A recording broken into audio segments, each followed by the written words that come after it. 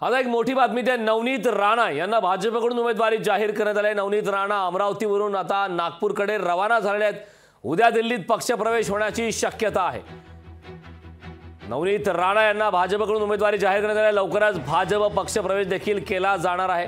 अमरावतीवरून नवनीत राणा या आता नागपूरकडे रवाना झाले आहेत। नागपूरवरून दिल्लीला जाणार आहेत। उद्या दिल्लीत पक्षप्रवेश होण्याची शक्यता आहे। त्यामुळे अतिशय महत्त्वाची आणि मोठी अपडेट आहे, कारण अमरावती लोकसभा मतदारसंघात याआधी भाजपच्याच पदाधिकाऱ्यांचा कार्यकर्त्यांचा विरोध होता। घटक पक्ष नाराज होते।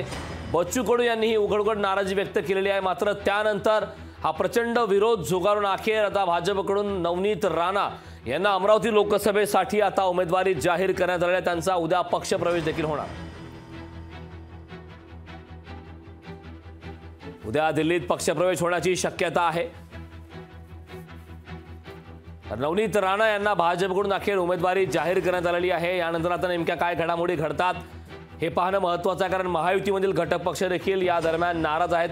नवनीत राणा यांच्या उमेदवारीला विरोध असल्याच्या वारंवार अपडेट येत होते आणि अगदी त्याच पद्धतीने आता बच्चू कडू यांनी ही नाराजी व्यक्त केली आहे। बच्चू कडू यांनी थेट नवनीत राणा यांच्या विरोधात आपण उमेदवार देणार अशा प्रकारचं वक्तव्य केलं आहे।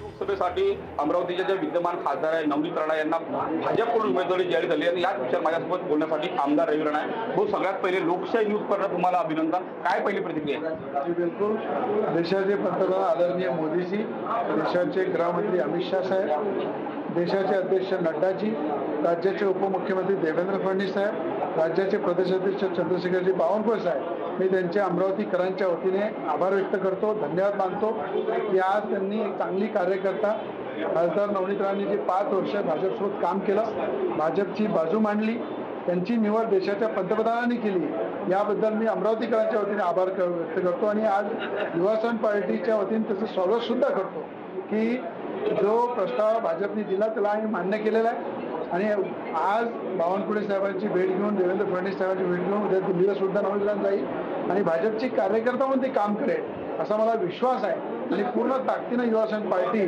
त्यांच्यासाठी काम करेल आणि एक चांगला मजबूत खासदार खऱ्या अर्थाने एनडीएच्या वतीने त्या ठिकाणी दिल्लीला मोदींचे हात मजबूत करण्यासाठी पाठवा। पक्षप्रवेश बाबीचा केव्हा होणार आहे? मला असं वाटते बावनकुळे साहेब प्रदेशाध्यक्ष त्यांच्या उपस्थित पक्षप्रवेश होईल।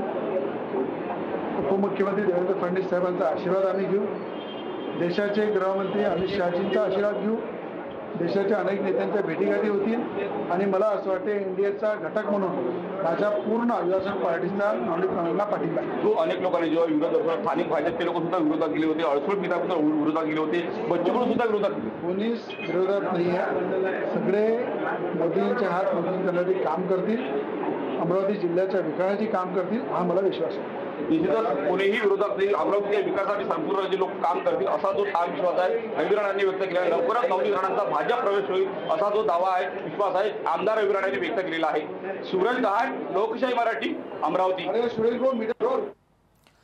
तर नवनीत राणा यांना अमरावतीमधून आता उमेदवारी देण्यात आलेली आहे। लोकशाही मराठी ऐका, पहा, जागरूक रहा।